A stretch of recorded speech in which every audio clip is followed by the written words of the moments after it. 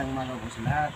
Meron lang po akong gustong linawin dun sa minsan nag-post tungkol po sa paggamit ng grinder. Ayan. Sabi niya po, i-correct lang po, hindi naman tayo lahat ay magaling. Kaya lang, sabi niya, pag ang talim daw ng grinder, ang talim po ng grinder, wala pong ano yan. Nasa sa atin pong gumagamit kung alin pong kung saan po tayo komportable. Ako po ang ginagamit ko talaga ito. Ayan. Sa ito. Bihira po akong gumamit nito. Binigay lang po sa akin ito. Pahingi lang po ng isang kontraktor na nag-trusses. Kaibigan natin. Tira niya lang po ito. Ngayon, lilinawin ko lang pong kapag tungkol sa paggamit ng grinder. Kasi sa atin po, sa atin po mga welder walang magaling. Sa atin lang po yung pag-iingat sa sarili. Paano tayo hindi madisgrasya. Ang kanya po ay walang cover, walang ganito. Tapos sabi niya ng isang nag-post na dapat daw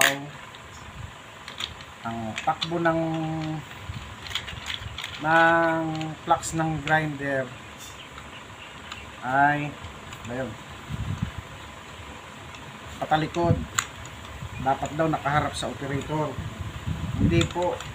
Ang mas kahit po saan po tumalbog ang apoy, ako po ang ano ko po papunta po doon sa karan.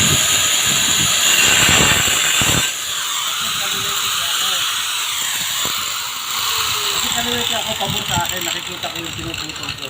Ang pinaka-safe po sa atin lahat, maglagay po tayo ng cover. Kasi yan po, kahit saan po nakaharap yung ating flux, kung mababasag at mababasag yan, papunta po sa atin yan, hindi natin maiiwasan yan. Swerte na natin pag hindi tayo na-disgrasya. Ito, pag may cover ka pong ganito, 100% po yan, nakasafe po tayo. Safe tayo sa flux at saka safe tayo pag nabasagan tayo ng talim. Kasi yung talim na yan, hindi natin masasabing matibay. Walang talim na matibay. Tayo kung gumagamit ng grinder, nasa atin po ang pag-iingat yan kung paano tayo maging safe. Ako po ilang beses na ako mabasagan ng talim, pero hindi ako tinatamaan kasi po gawa itong cover. Hindi po ako gumagamit ng grinder walang cover. Ayan po. Ito po panghasa ko. May cover din yan. Ito pamputol lang talaga siya. Pag nagputol ako, papunta doon yung flux. Kasi pabor po sa akin. Kasi kaliwete ako. Ngayon kayo po namang mga kanan na hindi nyo maano na dito ang punta ng flux. Kasi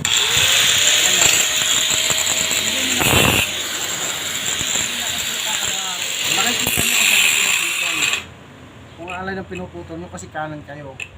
Ako naman kaliwa, kaya nakikita ko yung guhit ko kung nasaan. Ayan po yung guhit ko. Ayan ko puputulin. Kaya po ang flux ko papunta doon, pabor sa akin kasi kaliwete ako.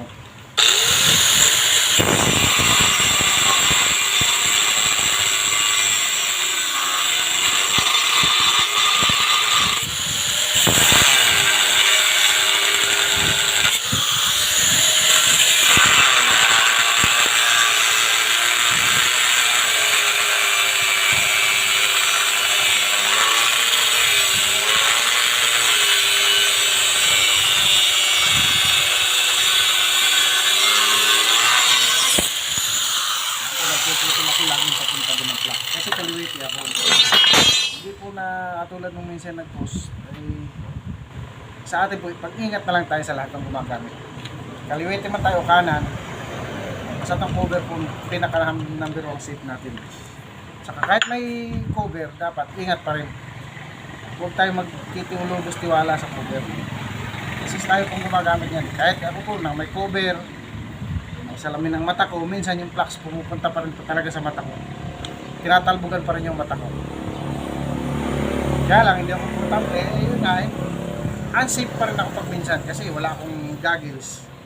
Mas ano po yung pag may goggles ka. Sa dapat.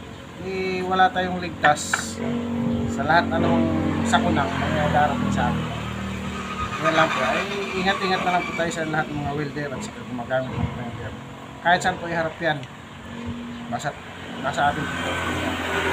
Yun lang po, sana po mga kapwa ko welder o gumagamit ng grinder, ingat-ingat na lang po. Thank you po sa lahat. Yan. Kahit pumasa po ako, pag nag-ahasa ako,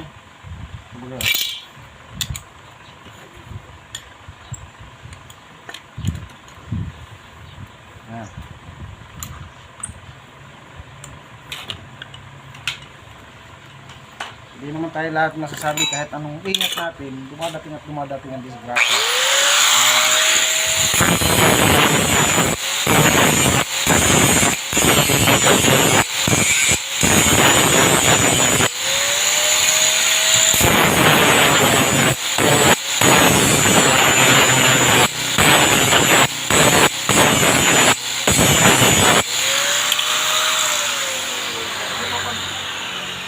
Nagkakating tayo, pag pupunta po sa atin ng flux, mas front tayo sa flux niya na papunta sa atin, na mapupuwing tayo.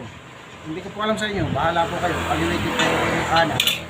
Pero mas isave po natin ang sarili natin. Hindi po natin tanggalin ng cover. Yan, ito po ang the best sa lahat. Para kahit 75% nakaiwas tayo sa anong sakuna. Sa ating sarili. Yan lang po, maraming salamat. Alala lang po yung bakit. Saka yung po unang nag-post ay hindi ko po sinasabing mas magaling ako. Para paras lang tayong kahit anong galing. Walang magaling sa disgrasya. Thank you very much.